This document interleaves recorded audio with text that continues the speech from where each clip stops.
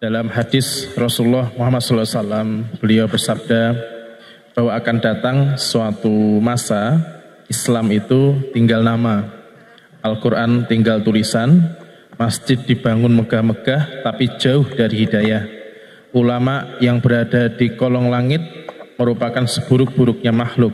Mereka menebar perpecahan dan fitnah.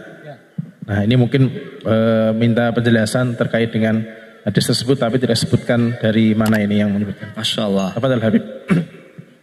Saya sendiri mengajar di hadis. Saya ngajar Bukhari di bab fitan ya. Jadi banyak sekali hal-hal yang berkenaan dengan pertanyaan ini. Ya, setiap pelaku zaman selalu mengatakan zamanlah yang paling buruk. Selalu begitu. Al-Imam Al-Ghazali, beliau mengatakan di dalam kitab Minhajut Thalibin beliau, inilah zaman saya ini sudah harus uzlah orang-orang tuh, menjauhi keramaian. Sampai Imam Ghazali mengatakan, man khalaton nas kasurat khotoyahu walau kana taqiyan binafsihi. Orang tuh kalau kumpul masyarakat, kumpul orang banyak, mesti otomatis dosanya ikut banyak. Walaupun dia sebenarnya itu taqiyan binafsihi, walaupun sebenarnya dia orangnya takwa, tapi karena kumpul manusia nanti dosanya banyak. Mesti nanti dia akan mudah gibah, ngerasani. Minimal dia kalau datang ke suatu tempat dia melihat kemungkaran, kok dia nggak cegah, dia berserikat dengan kemungkaran yang dia tidak cegah tersebut. Minimal itu. Jadi orang tuh kalau kumpul manusia memang seperti itu. Maka Imam Ghazali mengatakan sebaiknya uzlah, dan uzlah paling enak itu di pondok pesantren. Uzlah paling enak itu pondok pesantren. Kan tujuannya uzlah itu menjauhi suasana yang buruk kan. Menjauhi suasana yang buruk. Kalau begitu buat satu masyarakat kecil, miniatur kecil begitu, satu masyarakat khusus, eksklusif, bentuk suasana ditertibkan dengan program, sudah uzlah namanya. Malah ini yang tertinggi namanya al-uzlah fil jalwah. Ya. Uzlah di tengah keramaian. Loh, kok gimana maksudnya?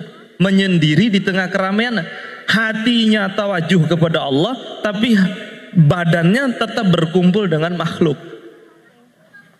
Jadi ketika Sayyidina Umar ibn al-Khattab itu ngobrol sama Sayyidina Huzaifah ibn al-Yaman, ini pembawa rahasia Nabi paling banyak membawa hadis-hadis fitan. Maka Sayyidina Umar mengatakan, bagaimana menurutmu fitnah yang bergelombang seperti gelombang di lautan? Kata Sayyidina Huzaifah, enggak ada hubungannya engkau dengan fitnah yang bersangkutan. Karena ada pintu penyekat antara dirimu dengan fitnah tersebut. Nah pintu itu adalah Sayyidina Umar. Maka dengan wafatnya Sayyidina Umar, umat Islam ini bertubi-tubi ditimpa fitnah. Mulai terbunuhnya khalifah yaitu Sayyidina Utsman bin Affan, muncul perang Siffin, muncul perang Jamal, muncul perang Nahrawan. Dari pertempuran Siffin muncul sekte namanya Khawarij, muncul sekte lagi namanya Syiah, muncul. Itu mulai dari zaman Sayyidina Utsman itu. Setelah terbunuh Sayyidina Utsman, itu berentet sampai detik ini. Dan setiap yang menghadapi zaman selalu mengatakan ini yang terberat. Dan nanti itu puncaknya, itu nanti menjelang akhir zaman, ketika orang itu betul-betul sudah menjelang munculnya Imam Mahdi yang jelas ini.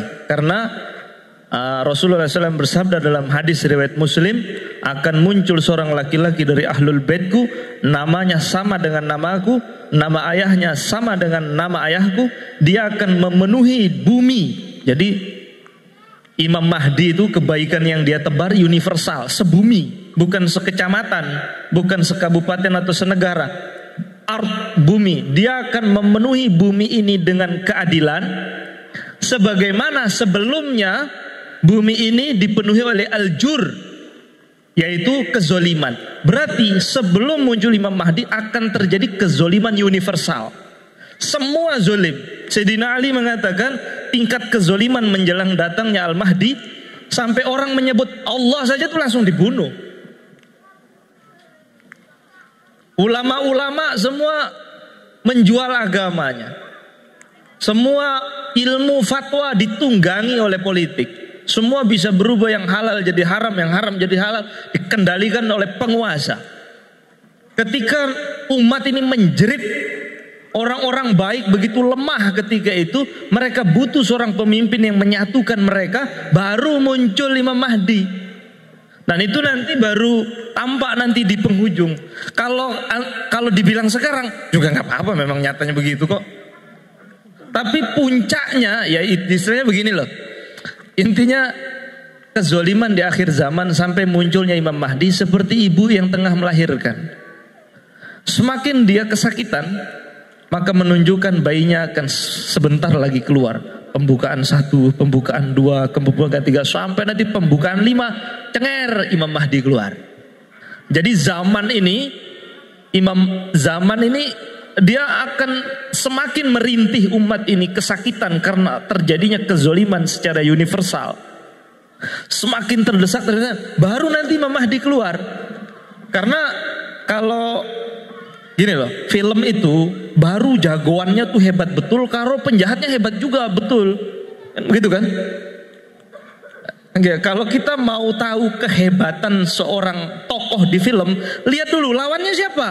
Kalau lawannya preman kaki 5, itu mah nggak usah pakai yang tinggi itu, bukan begitu.